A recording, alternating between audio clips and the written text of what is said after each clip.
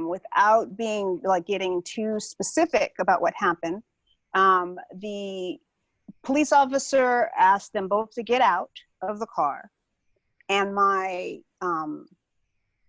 and the police officer also told my cousin, my dad's cousin, my cousin, to go home. During the time that they were outside together, my father was handcuffed behind his back and laid in the snow. And he was shot twice in the back and once in the head. And the police officer that shot him, he went home and he changed his clothes and talked on the radio, and then came back to call 911. During that time, a lot of people, even though he didn't know, saw what happened. And they were, the people that saw what happened, they would either be too scared to come forward, or they were discredited in coming forward. Because of that situation in our lives, you know, like I just remember the phone call, and I remember all of that right after, and we ended up, my family was put through the ringer in the news, right? So a lot of times people ask me a lot of specifics about my dad. They're like, well, what's his names and what's this and what happened? And we went through that already. You know what I mean? I really, right now, I want my dad to rest in peace. And that means our story has come, and our story, we went through our story, and this is the continuation of our story, but this isn't my story right now, right? This is the story of the other people that are experiencing the same things that I experienced as a kid. And I'll tell you what it did to me as a kid. When we went through court, I didn't even realize that this was something that was wrong or something that I shouldn't have had to do. But when we went through court, I had to defend my dad's character. I had to say on the stand, my dad was a good guy, and he would play with us, and he was somebody who would, he used to work on the pipeline, which means he was gone for a month and he was home for a month. And so I had to defend why he worked that. And I was a kid. So I was a kid on the stand, right? And after we lost, I felt very much like it was my fault as a kid. I thought I didn't say enough, or I wasn't eloquent enough, or I didn't defend him enough, not really knowing everything else that happened. Another thing that happened during this time is when my father's body was shown to my mother, they just showed him in the middle of an autopsy. So they didn't cover him up. She saw things she shouldn't have seen. And it was very traumatic for her as well. So when we lost that, and I thought it was my fault, as a kid, because the police officer went on and he was in the show Cops and all of that. As a kid, I felt like, and the judge told, our family and their family, I'm really sorry you had to go through this. This was a waste of time. And, you should need to get back home to your kids and stuff like that. And when he said that, because I remember them saying that he was not guilty, and I remember like the wails and the crying and stuff like that, because we weren't allowed to be in the court until the verdict was being read. And I remember them saying not guilty, and I remember them polling the jury. And when they did that, that it was just hard. It was gut-wrenching. I can see it in my head right now. I can see everyone who's like, do you agree with this? Yes, yes, yes, yes, yes. Wow. Now, this happened in Gary, Indiana, which is very, very segregated. I did a show about it. I'm not going to do, if you want to see, I'm not going to keep going. But Maryville is right outside of Gary. So Gary is very segregated, very black. Maryville's right outside, very white. Maryville is where they actually had we did the court case stuff. So while my mom is fighting through like the stuff that's coming on the news for her husband and stuff like that, and everything that you know, trying to take care of kids that she all of a sudden has to take care of by herself. And they're saying that she's a gold digger and all she wants is money. And they're saying that my dad he sells drugs and he had a gun and all of that kind of stuff. We lived for a long time feeling less than. We felt like we were bad people, and we just had to deal with it. You know, we had to just deal with that, and that's just what we were, and that's who we were. And for a long time, my family didn't talk about it, and we didn't like really even delve into it. And we were just like, this is who we are. Because my dad was a comedian, he worked on the pipeline, but he was also a comedian. And because he was a comedian, I went into the comedy field, and my voice that came out was that of activism. You know, it was always doing stuff that had an opinion and had a point of view. The point of view that I had was for my family. My family had never been. He worked on the pipeline. But he that's was you. also That's you repeating yourself. That's me? He was there we go. No, we're back. Whoa, that was like weird, Hughie. Hughie. Like nothing ever happened. That was weird. I don't know. Like nothing ever happened.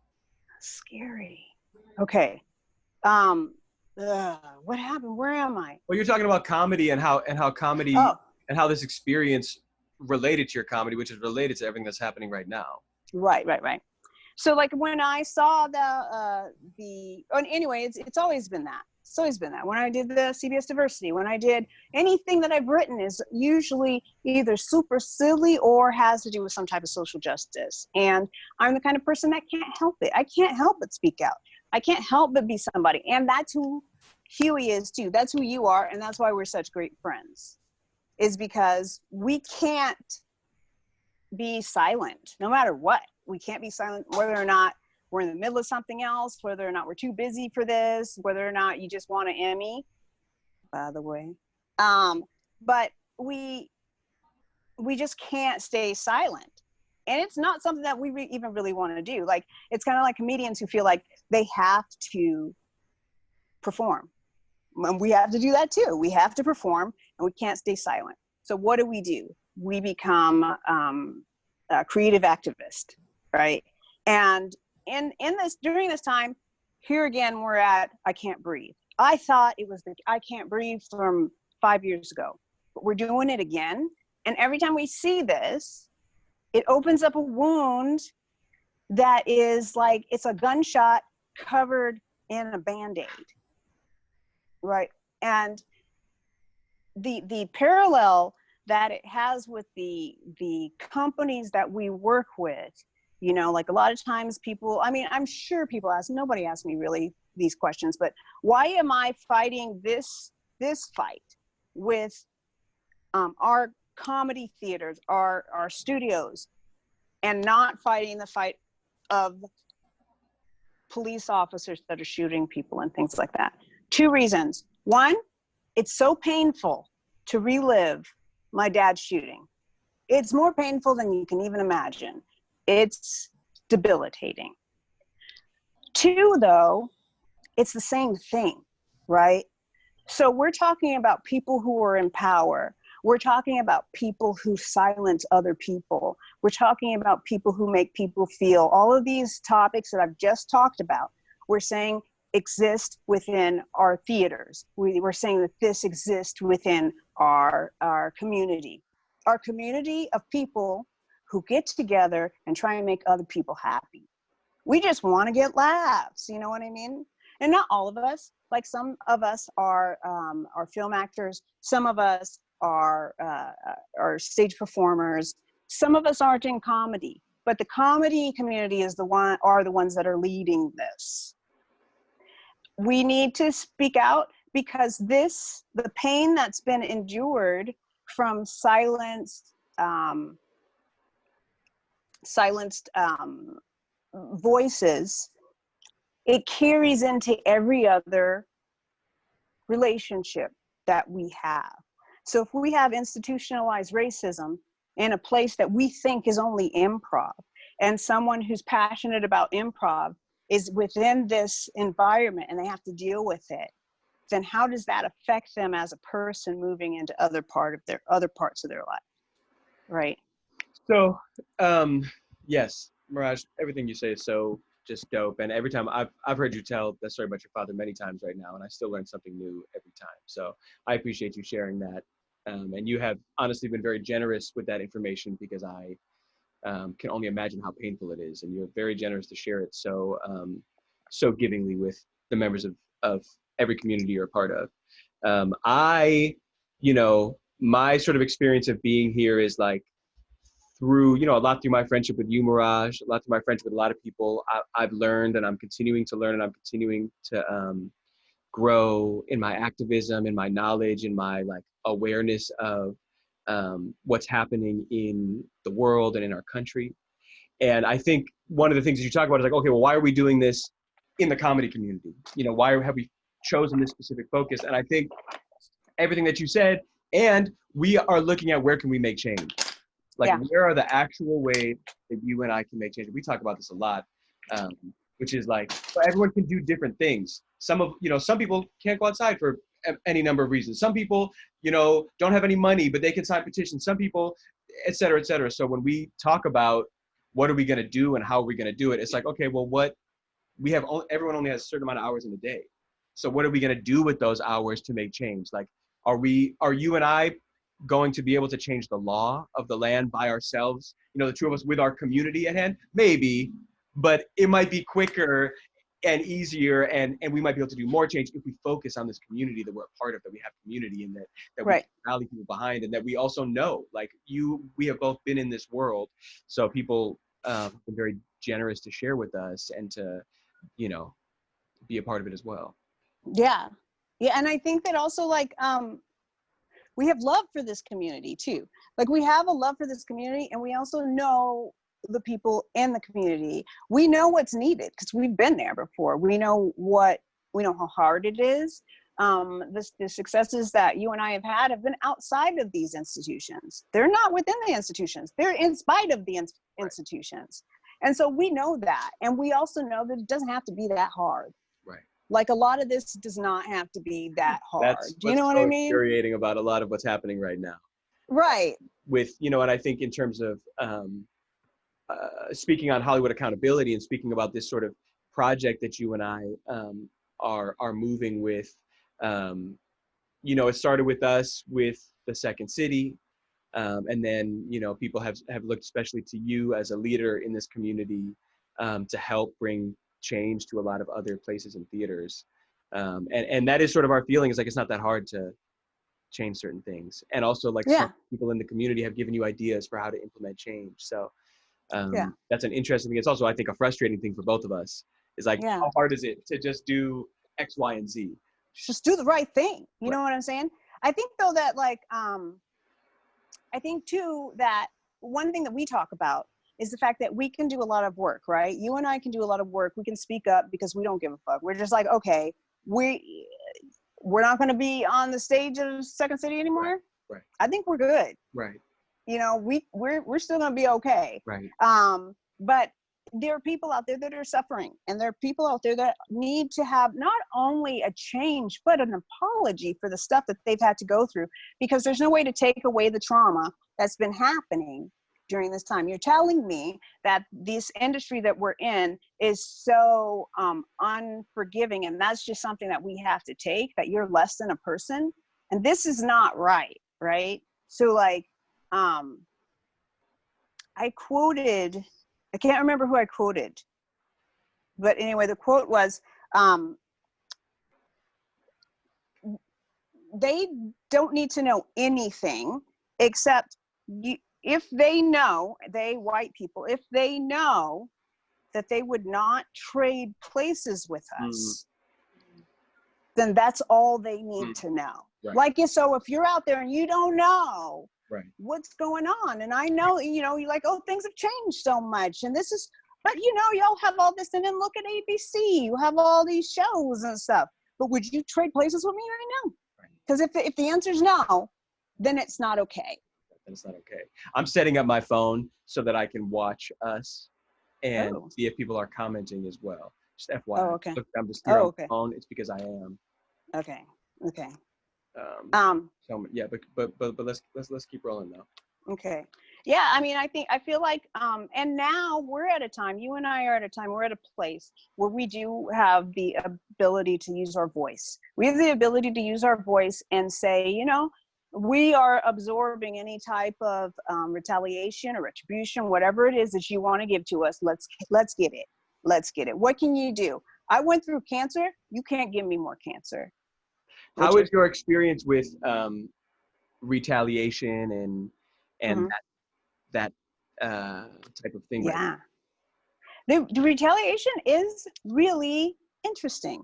I think it's creative retaliation, right? So we can talk about the fact that you and I were left off of communications as soon as we started talking with a specific company that rhymes with Smeck and Smitty, now? right? So, We could talk about ground, yeah. We could talk about how the company that rhymes with groundlings didn't want to respond to what we had to say, and then you know, Nick, who we have coming on, hopefully we can. I mean, was already the wheels were already in progress. We can talk about another company that people witnessed that suddenly I was ejected from their all of their that came forward first as some people who were very open to change, despite being a very white company, open to change, open to listening, open to like inclusion. However, like right as we have the meeting, I'm ejected from all websites and blocked. Not just ejected, but blocked. And the conversation turned to this was a company meeting, and this wasn't something that you were invited to. But the reality is, when I first came to this person, I said, "Listen, if you'd like to hear from the community, this is what you should do." That person said, "Oh yes, we agree with that, and we're on it." Right? So this is what we're saying as far as like double talk. We're on it. So that means don't come after us. But then when it happens, we're doing a private internal meeting. Accountability and transparency go hand in hand. Go hand in hand. How is it that we're going to be people who say, yes, I mean, this is what we've been dealing with all of the comedy clubs, at least, is we'll have a town hall, but only a few people can come to this town hall. And the people that can come to the town hall are on a specific email, but the emails on this specific email list may or may not have been managed by somebody who we don't even know who that is. Yeah, it's interesting with the transparency and the accountability. I mean, you know, I guess I don't really know how much information I'm really supposed to share about what happened with Schmeck and Schmitty, but you know, I'll just say I did have a bit of an agenda for our live stream tonight, which was I think that there have been I know that there are a lot of white people who are sort of wondering like, what is our role here? What is our responsibility? I was getting into it with some dude on Facebook recently, and he told me, because basically someone was speaking up about something that was happening at a theater in somewhere else, and Mm-hmm. I was discussing with him, and basically he said this white woman shouldn't be speaking up about racism that happened.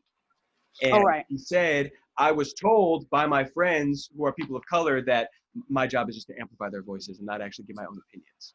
Right. Which is just really totally BS, and it's just a way for, you know, this white man to just not Right. take responsibility. So Right. I think it's interesting with accountability. I mean, there's a new firm, an outside firm working with the Second City right now to look at investigations, and they're asking for confidentiality before we share with them what our experience was. And so I've gone back and forth now a few times with them where I've expressed that confidentiality is lack of confidentiality, and transparency is the only thing that's actually keeping these theaters accountable. So I know that that's something that you and I struggle with. Yeah. Is how do you keep someone accountable to what they're supposed to do and what they've said they're going to do if you don't have the power of doing what we're doing right now, which is Right. speaking about these things. I mean, that's, for people who don't know, Mirage and I have been speaking with the Second City specifically for years about what's been happening at their theater. And the only reason things are changing now is because there's all these eyes on it. So that's just an interesting piece of the struggle that we all sort of need to be aware of as we try to make changes. That sometimes people need to know what's going on. It's like all these people getting their videos in their face. All these people, all these people thing. If you don't have the camera there, if you don't have the Facebook post there, then what's keeping these people who don't necessarily want to change? What's making them change? Right. I just posted a post about Emmett Till. Right? Emmett Till, that was the first kind of way to show everybody. Like right now we have cell phones and all that. It's the first way to show everybody, show the world. Jet Magazine put the picture of Emmett Till's body, open casket, out there so that people could see what's going on. Truth and transparency is the only way for us to change. And I want to go back to you saying too that the people who want to say, well, I just want to give you space. Great, we got the space. I told you what's up. Right now, you have accountability to make the changes. That was and good, if you're like the first week of protests. Thank you. Yeah. Thank you for taking a week to listen to what's going on and educate yourself and Google the terms you never heard of before. Right. It's been enough time now. Please go on, Mirage. Right. No, I'm just saying that's totally like. Thank you for that. Thank you for that. Now I'm gonna need you to jump in here. You know what I mean? Because if I'm being called nigger and I'm being called this, I'm being called that, and then you're giving me a thumbs up on Facebook, thank you very much. I appreciate that. But that does nothing to heal me and does nothing to help me. I do appreciate the support, though. I'm not gonna say that, but I do not need fake support. Hughie and I need the people that are willing to be bold. That are willing to be a voice. And honestly, otherwise, you're just watching a show, right? So, I mean, if you're watching the show, fine, right? But don't jump in like it's double dutch at this time. We need real committed people who are willing to amplify the voices that are out there. We need you to speak up and say, hey, what's going on is wrong and what's going on needs to change, because that's what the change is going to be. This is where we're going to make change. We're not going to make change through likes or really shares or anything like that. We're making change through our voices and our actions, right? And so if you come on board to Hollywood Accountability, and we love that, but you don't really know, you're like, what do I do? I'm asking you, what do you do? Right. What do you do? Action. Tell me. Action. Tell us what you do. And everyone does something different. Again, you know what I mean? People have different levels of comfort speaking in public, posting in public, this or that. So it's like, but what can you do? With you specifically. Come in and tell us, hey, I can do this. And I have this idea. We have someone in our group right now who's organizing a whole, Corey Wilburn. She's taking charge on leading a whole initiative to help members of our community who are struggling with or encountering homelessness. And so she was just like, hey, I'm working on this thing to help this thing. Let's do it. I was like, great, Corey. Now everybody who wants to talk, who's interested in helping Corey in this regard, hit her up. So we're trying to just help support people who are trying to do things. And I think something that I think about a lot, especially as being a white man, and looking at my complicity in my life, looking at the ways in which, of course, the ways I've benefited from white privilege, the ways in which I have worked to support white supremacy, because we all do. Every single white person has done and is doing something that is keeping other people down. And so I think sometimes, and I'm really speaking to the other white people that have reached out to us to be like, how can I help? What should I do? We got, look at what we did, acknowledge it, and then be those changes that we wish that we had been. Yeah. I'm trying to be the Hughie Stonefish that if Hughie Stonefish in 2016 or 2017 or 2018 had seen and had that I would have acted differently, because I would have seen. Yeah. That's what I'm trying to make the whole thing. It's like you're trying to heal your past you. You know what I mean? Like all of the stuff that we look back and we're like, oh my gosh, I wish that I would have spoken out here, and I wish I would have been this. And then you look at yourself and you're like, you're trying to heal that person. Like, you did take some shit sometimes. You did like sit up and like take something from a woman that worked at a place called Schmeck and Schmitty, and you were like, why did I accept that kind of behavior? Because I'm an educated woman. But it's like you can't go back. Right. You can only move forward, and you can only change today, right? So here's the thing. Hughie and I were going to do it anyway. You know what I'm saying? Like, we're going to do it anyway. There ain't nothing that can stop us. We can't stop, even if we want to. You know what I'm saying? I don't sleep. If I run out of sleeping medicine, I'm up. And a couple of y'all know I am up. I could stay up. I remember when we month, first became y'all. friends, I would just get messages from you, and I'd be like, I'd wake up and it was like 3:30 a.m. I got a message from Mirage. Like, I was like, now it doesn't faze me. Now I text you at all times of the day. I'm like, yo, what's up? I like have a whole conversation because I just know you're awake. And it's stupid stuff like, Hughie, and then it's like 3 o'clock in the morning. I'm like, do you have a Disney Plus subscription? That's it. It's like, I asked you if you were awake the other day, and your response was, why? I don't even remember that.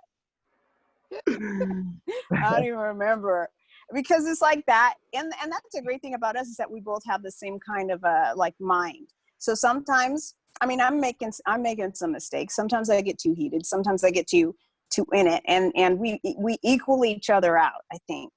But a good thing about that is that I think we're a good balance of what the definition of ally and kind of giving and taking here. I guess that's what it is, right? It's like when you're teaching stage work, and you're teaching the concept of give and take. Like, okay, don't try and overtake, or especially in improv, the Right. give and take. Don't be the person who's talking all the time. Right. That the two of us know that we both have strengths, Right. and we both respect the strength of the other person, right? So like, even when this whole thing first started, the reason that we were able to come out and do it is because your voice was what was listened to in Second City at the particular time. And then because you opened that opportunity up, then I was able to speak. Did I say? I meant Schmeck and Schmitty. That's what you said. Oh my Lord. I'm gonna get sued. But we took that opportunity to like jump in, and you did that, and then you gave me the opportunity to do what I do. I give the opportunity for you to do what you do, and we just respect each other, and that's how it should go. Right. We're trying to make a better world, y'all. We're just trying to make it better. So I don't understand stuff like people blocking you from taking you off of like a website and stuff, because they don't want you to be in a group, because you're going to be too, they don't want anybody to be intimidated to speak. That is hard to understand. That's really hard to just wrap my head around, of why it would seem like a good idea to kick you out. And then the real thing about it was that it wasn't like, this is a gradual thing. We're going to take you off the email list. We're going to take you out of this, and we're going to kind of block you. And then it'll be, you know what I mean? Like, I'm saying, if you're going to set me up well. You know, if you're going to put a gun on me, put the gun like in my hand, sprinkle some, like, what is, Dave Chappelle says, sprinkle some crack on me, make it so I'm like, I mean, set me up good. Like, you know what I mean? Make it so like I slept with some people. I got like, you know, like I did some stuff. There's some pictures sprinkled around. There's nothing there. This was just all like right away.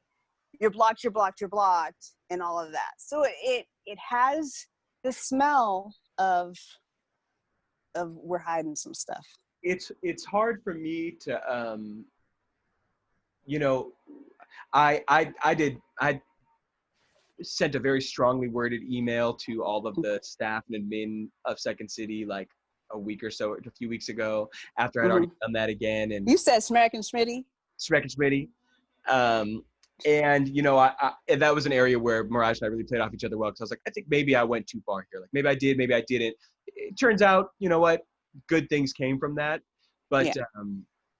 And we it's, back each other up really and we well. always So back there each was other up. a follow-up email. There was a follow-up email. But we are always reminding each other that like we have never done this before, and most people have never done this before. So Yeah. we're sort of always trying to remind each other to just give each other a break, give ourselves a break, acknowledge that like we don't know how this happens. We don't know. Right. We're understanding how the institutions are working because we're seeing them sort of happen in real time.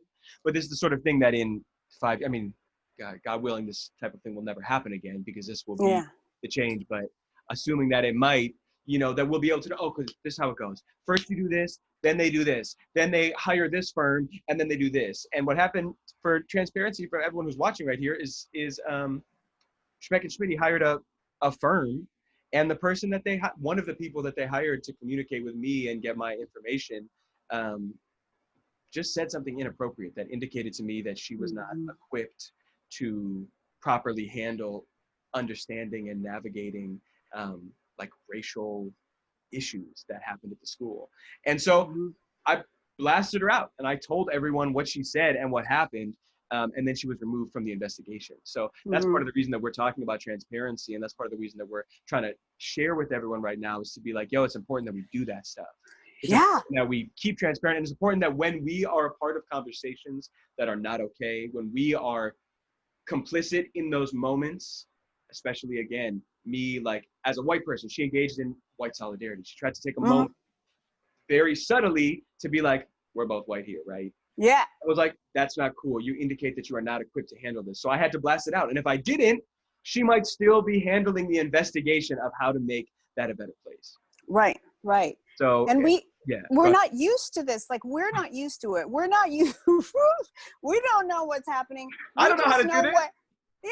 We just know what doesn't feel right. Right? You and I, we're just like some comedians trying to yucky it up. You know what I mean? But the reality is that this is our lives, and this is the lives of other people, and we have voices and we have strength, and we're not the voice for anybody else. We're just trying to tell people that you have a voice. And the only way, if you are somebody who is watching this, I don't know if 3 people watching it, I don't know if 30 people watching it, but I'll tell you. Watching right now.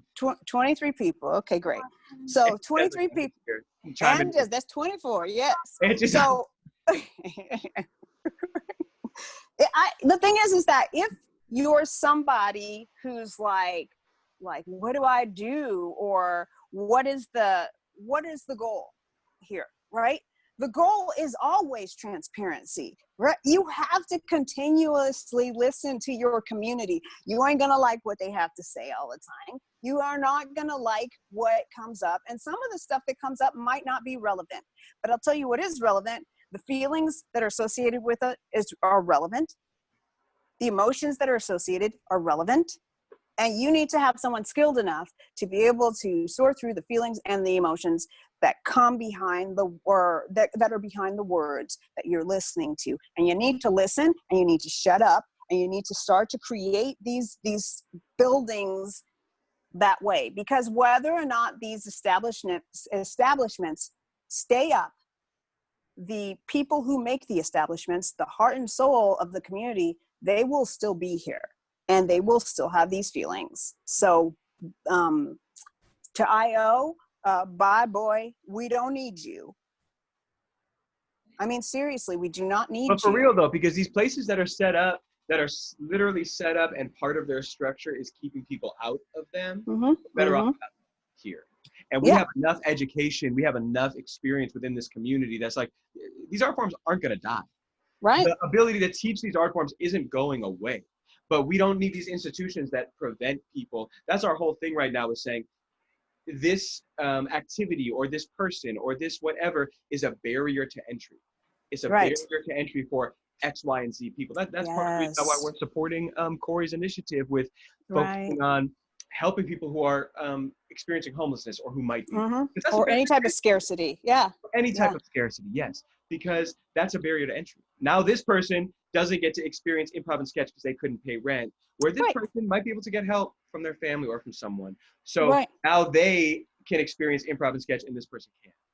And think about this, like if you're somebody who's working as an intern at one of these places and you're being treated like shit, right? You're working as an intern, being treated like shit because you're working as an intern to get classes to be able to be successful in this facility. How are you going to be successful and how are you going to be created because you've been treated like shit from the people who are the ones that are running this facility and have already classified you and put you in a box that you have also put yourself in to be able to move forward? Right. It doesn't make sense. So we have to somehow find a way to be independent and free, because what we're doing right now is we're fighting and we're taking a lot of stuff so that we can give free shows and pay for people to treat us like they're treating us. We're paying them to treat us this way. True. So that we can stay on the stages where 90% are working for free. And I don't care And if you're in a losing money. losing money. Yeah, we're getting our cars towed, Joe. Yeah. And we're putting up with this stuff and we're saying sorry about it. You know, I'm sorry I'm late. Right. My car was towed. Right. You know what I mean? I'm sorry that, I didn't get my comps in by 5 o'clock. Right. It's Rather than 5:15. saying, where's my thank you for filling your theater tonight? Where's my thank Right. you for giving you my, where my experience, my culture, where I come from, for sharing that with you, for allowing myself to be vulnerable in a place that might not even respect my vulnerability. It might not even make me safe here. No. And the interesting thing about like Hollywood is that the things that people say inside a casting room, that is it's very very powerful. So the stuff that happens in a casting room, maybe just one, it could make it so you don't work at all. All you're doing is putting money into this machine, and you don't even realize that you don't have a chance really when you're stepping into these places. That's where we have to be accountable. That's where we have to have like some type of exposure to what's happening back here. I want to just because I got these comments up here, and people are sort of a few people are asking about the situation with the outside firm, and basically, they've asked that if we communicate with them, that we keep things confidential. And they explained to me that basically they want to be able to have their own interactions with people as they come, and they want to be able to just make sure that if I'm like, oh, I spoke to this person, they suck, that you don't go and then treat them like they suck and not give them the information they need. And I appreciate that. It's all tough right now, and it's hard to know what to do. And some people do need to remain confidential. Mirage and I were speaking about this. My experience is as a communicator of other people's experiences. Mirage is like, there's a lot of different. Oh, I hear a doggy. There's a lot of different crazy dogs pieces of it. So I just encourage everyone, like, try to do your best, try to make strong decisions, try to speak up, and just, I don't know, do sort of. Yeah, please. I mean, because we get tired, and every day, I'm not going to even joke with you, Hughie and I, because we are actual twins from the womb. We have to talk each other back into this every single day. Like one of us, I have had so many times to say, you need to get it together, Hughie Stonefish. I don't care how many I should just stop. I'm like, I shouldn't have sent that email. I shouldn't be doing this anymore. I shouldn't say anything. I feel bad, and what if what we're doing? And I'm like, you need to get it together, because I'm the one that's on the ledge. I can't be talking you off a ledge and I'm on a ledge. I'm on another ledge talking you off the ledge. Everybody just kicking it, talking about watching Hamilton. That's all we want to do too, right? All we want to do is kick it and watch Hamilton and be happy. But there's no happiness right now without the accountability that's needed. So we're taking some bullets. we just need, I don't need you to take bullets. I just need somebody to provide some ammo and some, what do you call it? Shields? I'm not really good with gun stuff. And I think it's important that people really think about what can I do? You know, that's something I think about a lot. Like, part of what happened was when the protests started, like I was trying to get out in those protests. That's And how they thankfully, started. Mirage, her daughters were my godchildren, and Jessica, my girlfriend, were all like, no, we don't want you at those protests. Trying to get coronavirus. We don't want you and getting that stuff. coronavirus. So I was like, okay, well, what can I really do? Like, how can I personally have impact? So that's important. Like, we want people to speak up. We want people to use their voice. If you don't feel like you're educated enough about certain things to use your voice, if you're still in a period of education, like, well, what can you do? You know, who are the people whose voices you can trust and you can just do whatever they say to do? There's a lot of people that I trust that I just am on their pages every day looking at, oh, what did Aaron tell me to do today? What did he tell me I should read? What did Jessica say that I should read today? Okay, great. And then there's people who I look at and I'm like, I don't really trust everything this person says, but I know that I can, you know, see a little bit of it or whatever the case may be. So there has to be some internal reflection, but we get a lot of people asking, what should I do? And it's like, I don't know, because I don't know you. Yeah. Yeah. I mean, I think it's about knowing that things need to change, and it's about trying to move forward. I think the Pack Theater has been so dope. I mean, I'm not even like, I'm not getting paid by them or anything like that, but they were the ones that came up and said, what do I do? You know what I mean? Which doesn't mean in particular that everything is great and everything's perfect or whatever. And nobody is ever asking for things to be perfect, but I know this was Maya Angelou who said, I did then what I knew how to do, and now that I know better, I do better. So right now, what I see from the Pack is that they are looking and saying, hey, this is what I know. And once I'm exposed to what is out there, then I'm going to do better. And I'm going to keep listening, and I'm going to keep trying to do better. And that's what I do with Hughie, and that's what Hughie does with me. And that's just basic respect. That's respect, that's love, and that's community, if you really care. Because we're in a situation where it's like, I really am starting to wonder if people care. You know what I mean? I know people care about their paychecks, but if you weren't getting a paycheck in the first place, what do you have to lose? You got to lose shows. I don't know. I'm seeing what John people Ryan in this chat. You are speaking Okay. for the people without voices, and we support you. Keep speaking. You are keeping us energized to keep going. Yeah, it's tough. It's tough. Yeah. Nobody is getting paid, and that's a whole other problem. You know what I mean? We live in this world, and we have all contributed to this world that tells us that what we do isn't valuable. That tells us that what we do is not monetarily valuable, and tells us there isn't enough room for everybody. And so we have the opportunity, as things are sort of crumbling down around us, to rebuild in a place where things are different than they have. Yeah, it's like it's that. I forgot what I was going to say. No, never mind. It was just. John Ryan. Yeah, I told him to come in. Okay, because John Ryan is in here right now. I can't get Nick. So okay. we're gonna have like a special guest, John Ryan. Let me turn my light on. Wait. What there we go. There he is. He's in. Also, while John Ryan's doing that, Brendan said they've taught us that we'll lose community. Yeah, they taught us that, but what happened now, right? Like, did we lose it, or are we closer and tighter? Look at John Ryan, looking all dope. Hey, I love what you guys are saying. Let's keep talking. Ooh, Jessica. JRB, look at that hair, bro. So nice, like a Disney prince. Oh. I mean, you're getting on a Zoom call and you just like all wrapped up into bed. I have been watching this whole time. What do you think? Out of 10. Oh boy.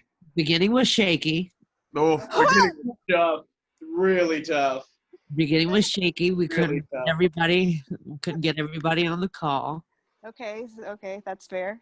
If you check your phone, I was messaging you a lot. I can't multitask. I'm sorry. I told Jada to tell you to invite me on the Zoom. She was scared of getting yelled at. That's good. The people who really know how to get to Mirage at all times. Yeah. No, it's like I got like 6 different points of entry. I do it on purpose though. If you have my phone number, I swear to Jesus, if you give that phone number out, oof. That's all I have to say. You shouldn't have my phone number. Only 3 people do. Yeah. And it's two of them are right here. Yeah, right. So it's going well now? It got better. Lord Jesus. Now it's the best it's been. Now the JRB's in here. Now 10 out of 10. How you doing, bro? What were your thoughts? What were you thinking? Oh, I need to contribute this during the first, bit of this. Not as much contribute because you guys have said a lot and pretty much said everything, but just to show how much all of us care and how much we want to put in the work just to be involved. I mean, if we didn't care, we would just let these places stay the way they were. And I mean, we've all worked so hard and done everything we can to adapt to these theaters that they already run. Everybody who's been there and like either done the directing program or premium shows. Like I've done 5 premium shows at Second City. Right. But I played the game. Right. I played the game. I was nice to everybody at Schmeck and Schmitty. No names. You already said it, so you're gonna get sued. I didn't say anything mean. But there's those times where they push you to the edge where you just want to say, fuck it, I'm going to go to culinary school. And it's our gain. Look, John Ryan, you're like, and this is what I'm saying. I'm going to say this based on the fact that John Ryan is one of the only people in the universe that roasts me like I'm just anybody. And they know why they're laughing, but I am not even going to go there. But you are one of the funniest people that I know on the planet Earth. For sure. And I know people. Jessica said Hughie always says I know God. Huh? Jessica said Hughie always says that. I'm always talking about like John Ryan. He's one of the funniest people. He's one of the people that just can make you laugh. Just, I mean, for some reason, you can feel somebody else's, like, where they're coming from. And joke structure. You know it from a technical sense. And you also know it just from a street sense. So you're super funny. And don't let that go to your head more. Oh, my Lord. I know that I'm messing up right now. I know I'm messing up. It's not Facebooks. It's recorded forever. Yeah, that's right. Just like the first town hall. You know what I wonder about, speaking of that? I wonder, like, how we are supposed to know what type of timeline it's appropriate to give multi-million-dollar institutions to institute the changes that everyone is asking for. Right. That's what I'm struggling with right now. As we had how long ago was our Second City Town Hall? Has it been like a month already? Or 3 weeks at least. Yeah. And then also, after when we got updated, it was the bare minimum. Yeah. And people were expecting, like, to be praised for that. Or to say that, like, oh, you're doing a great job and making progress, for apologizing for stuff that should have never happened. Yeah. Right. It shouldn't happen. It just makes you mad, like, afterwards. You don't get a pat on the back for doing something you should have done immediately. And we still don't have a way to get the information streamlessly. Yeah. How long does it take to revamp your email list? I get all of the email list about classes. Like, I know what classes are coming through. I know they're on Zoom. I know who's teaching them. I know how much they are. So why can't you give that information, just take that same email list and say, oh, and also, here's all the stuff we're doing to change Schmeck and Schmitty. Yeah. Makes no sense. Yeah. It's not right. And it's intentional. I mean, but luckily we got people like us who get kicked out of groups, yo. I heard you got kicked out of a group too. I was so surprised. I saw your post. I woke up to that. That's what I woke up to. I saw your post and I was like, ooh, let me check if I'm still on there. I was going. I was like, I guess I'm a thug. What did I do? You know me, you're my friend. You're too close. And if that's why I get kicked out, then so be it. Oh, see, that's one of the... With a heart of gold. That's one of the nice things. I got to hold on to that because it only goes... I got to hold on to that niceness. That place promised us so much. Mm-hmm. We've given so much money, everything. I think this whole town is promised so much. And what I'm asking for all the time is the opportunity to fail. Yeah. Give me the same opportunity to fail that you give everybody else. Mm-hmm. If I fail, so be it. But give me that opportunity to be in that room to fail as well. One of the things I was saying is that we give people this sense of, you're not qualified. Let's take Schmeck and Schmitty. You're not qualified to do this job, even though the director's program trains you specifically to do the paid jobs within this building. Mm-hmm. But you're not qualified to do it because you're not from a certain city, which makes no sense. So what's the point of this program that you have directed toward people to be a specific, like, type of director? Yeah. It makes or instructor or whatever. What are you doing? Like, what kind of gaslighting? Even though everybody that I know who performed at the Schmeck and Schmitty right are the best improvisers ever, that one doesn't even exist anymore. Right. We're still getting told we're not as good as them. You don't have a building. And it's like, all you have to do is cross-train. If you're saying that this is something that, you're not qualified for it, that's the oldest white man with a cigar trick in the book. Like, oh, sorry, I want to give this to you, but you just don't have the qualifications. Mm-hmm. Like that's old school. We know that trick already. All you have to do is give me the certificate that I need to be able to make the money that everybody else has. And with Schmeck and Schmitty, it's about, give me the same kind of titles that every other place has.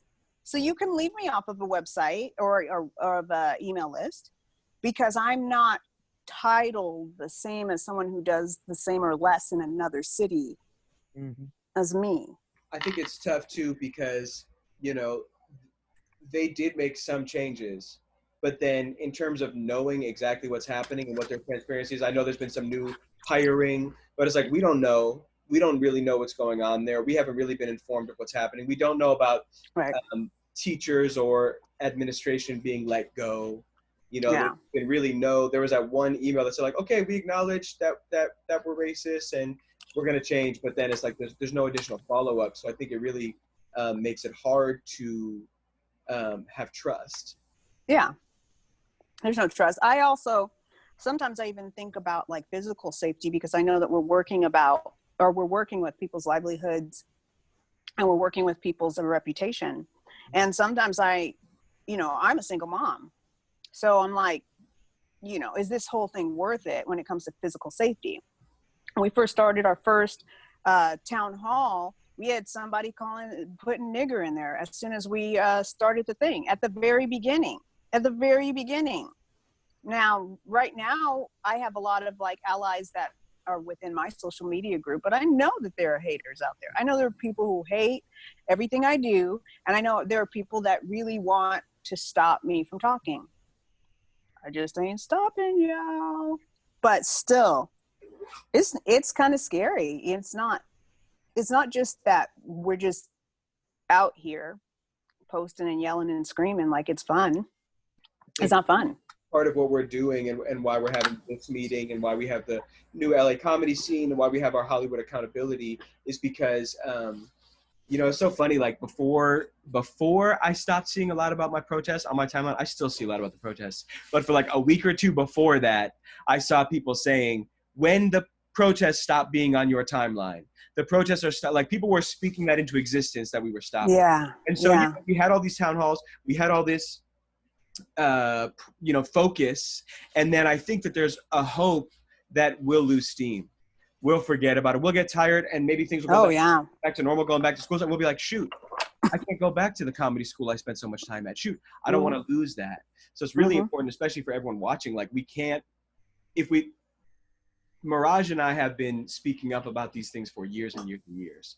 And so for us, this is a continual process of not letting up. It's a continual process of keeping going. And it's about striking while this iron is here. And we're like, okay, well now we've been doing it internally. We've been taking the right steps. We've been sending the emails and doing the behind the things where no one can see and being confidential. Right. But now we have this focus, so it's really important that we don't lose. Because we and many people here who are watching, many people who are here right now, not just us are the only ones who've been speaking up about this. That is 100%. Right. No, we all have been speaking up. Right. So now we all have this opportunity, and those of us who haven't been speaking up, let's not say, oh, I feel bad that I haven't been speaking up. Let's say, like you said, I know now what I should have been doing. I know now what I didn't know then. So let's just make sure we continue going, never let up. And so we have what we need. Right. Yeah. We also like acknowledge the fact that by you guys creating those town halls, you did give a lot of people voices and like a platform to speak. Like through every single town hall, we have been in a group chat, and we text through that chat about every town hall. So being able to watch like Jorge speak up in our town hall, Sochi just like roasting. Sochi, girl. Just with like. She just needed a platform, and she fucking rose to the occasion. I'm gonna say another person, Joy, Mamie. Oh my Lord Jesus! Yeah. Now I'm like, girl, just like superstars. Yeah. This has given a lot of people a chance to speak out and to be heard, and we're seeing all these very strong people stand up for themselves. Yeah. And it's amazing because if we're not doing it, that if you get the opportunity to stand up for yourself and you get the opportunity to speak your voice and your truth, you're giving yourself such a gift that you don't even understand. It's something that you're going to feel so good about after it's done. It sucks while you're doing it. I ain't going to lie about that. But once you do it, you can't go back. You know, and your life is so much better for it. Hey, yo, I got to go have a meeting right now with Schmomedy Schmorts, and I'll let everybody know how that goes. That meeting with Schmomedy Schmorts is happening 3 minutes ago. Okay, respect. Look at me being black. You're an inspiration to ARB. Thanks for joining in as well. It's awesome. Yeah, this was dope. Except for the first part. That was whack. That was great. I mean, that was really tough. Wow. Yeah, but I don't even care. I don't care. Let's leave it on the field. We made it. Yeah. All right. Okay. I'll keep you updated. Love you guys. Okay. Love you too. Bye. Bye. Bye. Love you.